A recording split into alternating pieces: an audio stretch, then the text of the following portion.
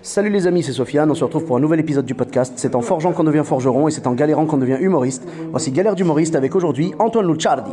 Hey, salut les amis, salut Sofiane. Salut Antoine et merci d'avoir accepté l'invitation. Avec grand plaisir mon cher. Bon, tu avais donc une ou plusieurs anecdotes à nous raconter? Ah oui, alors une grosse galère qui m'est arrivée, moi je fais de l'improvisation depuis 20 ans, tu le sais. S'il vous plaît, mesdames et messieurs, dans la troupe d'improvisation du Jamel Comedy Club. Tout à fait, voilà, les indépendants. Ça, chapeau bas. Oh bah écoute, chapeau, peu importe. Et je me suis retrouvé, alors la plus grosse galère qui m'est arrivée, c'est que je me suis retrouvé avec un mec au premier rang. Oui. Écoute, dès la première impro, un mec au premier rang. Ouais. Qui a sorti un schlass, un couteau, Non. et qui pendant 20 minutes... Il vous menaçait ou... Non, il lastiquait son couteau pendant 20 minutes. Il le retournait, il touchait la lame. Rahan, l'homme des âges farouches. Et le mec, à un moment, on a arrêté le show. Mais au bout de 20 minutes, tu vois, on a été patient. On voulait pas aller jusqu'à l'égorgement, tu vois. Oui, Donc non. on s'est dit... Un moment. Donc voilà, ça c'est Et l'expérience. c'est pas une question de manque d'équipement. Non, parce pas qu'il y du tout. avait ce qu'il fallait. Il y avait ce qu'il fallait. Le type, c'était vraiment un pic à glace, tu vois, Sharon Stone, Basic Instinct, tu vois. Et il nous regardait avec des yeux fixes sur nous, tu vois. On s'arrêtait, on a arrêté le spectacle, on nous dit, mec, tu nous fais peur. Et nous, pour nous faire peur, il en faut, tu vois. On a tout vu. En 20 ans de scène ensemble, on a tout vu. Mais je crois que c'est le plus gros flip de notre vie. Voilà. C'est la plus grosse galère qui m'est arrivée sur scène. Et tu penses qu'il l'a fait exprès ou... Je pense qu'il avait envie de perturber. C'est cool de perturber des improvisateurs, tu sais. Il y a une espèce de défi chez certains. Ouais, c'est genre, est-ce que tu vas rebondir là-dessus? Voilà. Ouais. Et pour une fois, on a été coincés. Et honnêtement, c'était compliqué. Oh là là. Mais après, tu sais qu'il y a des gens toi-même, tu sais, il y a des gens qui essaient d'être plus drôles que l'humoriste. Ça t'arrive ceux-là, tu les vois ceux-là. C'est les pires. Parce qu'ils le sont pas, en général. Bah non, mais voilà. ils s'affichent. Et ça plombe. Oui. Et ça fait que la qualité du spectacle de l'humoriste baisse en qualité. Évidemment. Tu perds en rythme, tu perds en qualité. Mais voilà. Et lui a essayé d'être drôle, mais voilà, avec un couteau. C'était. Non, mais... Tu vois.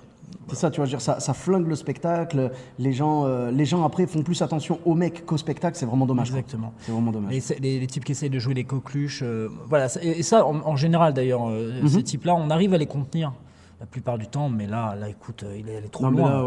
Là, c'était un niveau au-dessus, là, quand même. Là, on c'était a un niveau au-dessus. quelque chose. Et le mec a dit, j'ai toujours, c'est mon gris-gris. Il s'est justifié en disant, c'est mon gris-gris, j'aime bien le toucher, tu vois. Voilà, mon cher Sofiane, la grosse galère. Voilà. Mais on a survécu, hein, écoute, on est toujours là. Voilà, on est toujours là. Ah bah oui. Tu avais peut-être d'autres anecdotes, d'autres trucs chelous qui se sont passés? D'autres trucs chelous, oui, d'autres trucs chelous. On m'a pris sur un plateau d'humoriste. Donc là, c'était assez récent, il y a 1 an et demi. Ouais. Je démarrais en one. On prend sur un plateau d'humoriste et le mec qui présentait la soirée était convaincu tout le long que j'étais le gars qui s'occupait des sandwichs. Je lui dis 8 fois. Et le mec, il a loupé mon passage. Il a oublié de me présenter. Oh là là là là. Et à la fin, je suis allé voir, il me dit, non mais toi t'es le mec des sandwichs. Mais il ne voulait pas en démordre. Et finalement, à la fin, je suis rentré sur scène avec un sandwich à la fin. Je te jure, je suis rentré à mon passage. Je suis passé en dernier, je devais passer en 4e. Mais tu sais quoi, c'est là où on voit les pros. Mais voilà. Je dis, attends, le mec, il veut absolument. Mais tu vois, le mec était convaincu. Je viens avec un sandwich. Ah, ok, tu veux du sandwich, je vais te faire du sandwich. Okay. Donc je suis rentré et j'ai fait un passage de 6 minutes avec le sandwich. J'ai joué avec, tu vois.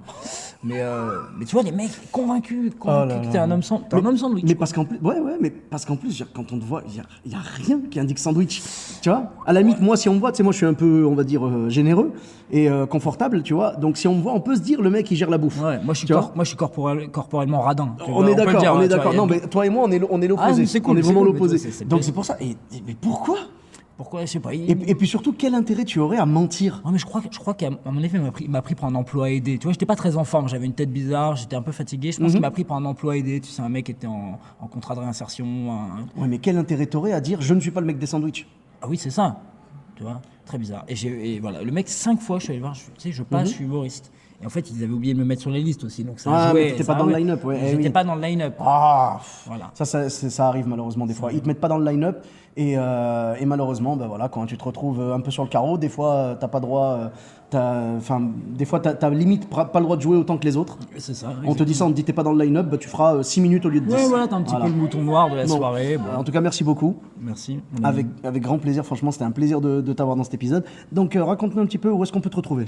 Alors là, actuellement, je suis en tournée avec l'élégance du bâtard, mon spectacle. D'accord. Donc là, je serai à Gaillard, en Haute-Savoie. J'y ai joué il y a pas longtemps, chez Françoise. Chez Françoise. Ah, on embrasse Françoise si elle nous écoute. Yes, le petit théâtre de Gaillard, c'est un des meilleurs lieux. J'ai passé des moments magnifiques là-bas. Le public de Haute-Savoie est génial. T'as déjà joué là-bas?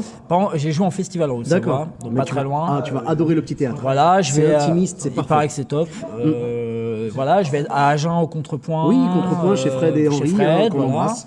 Tout le monde, Toulouse, le Citron Bleu, il y a plein de choses qui arrivent, il y a plein de lieux, donc il y a une quarantaine de dates sur la saison prochaine. C'est cool. Prévues. Tu bouges un peu partout, c'est Et je bien. bouge un peu partout, voilà. Bon, bah écoute, c'est parfait. Et au Comedy sur Club avec les indépendants. Au Comedy Club, chaque semaine Chaque semaine, on reprend à partir de mi-mars, le jeudi soir. Maintenant. D'accord, le jeudi soir. Voilà. Et sur ta page, peut-être Antoine Luciardi. Antoine Loutiardi, Donc, l'élégance c'est- du bâtard. D'accord, Luciardi. Ouais, bien. Ah, t'inquiète pas, entre noms compliqués, voilà, on se comprend. Voilà, non, on va être des doubles lettres, des trucs bizarres. Voilà, exactement. Et justement, vous me retrouvez, moi, pour ma part, sur Sofiane Etaï, E de TAI, Tréma, si vous voulez vraiment aller jusqu'au bout. Sinon, E de TAI, ça suffira.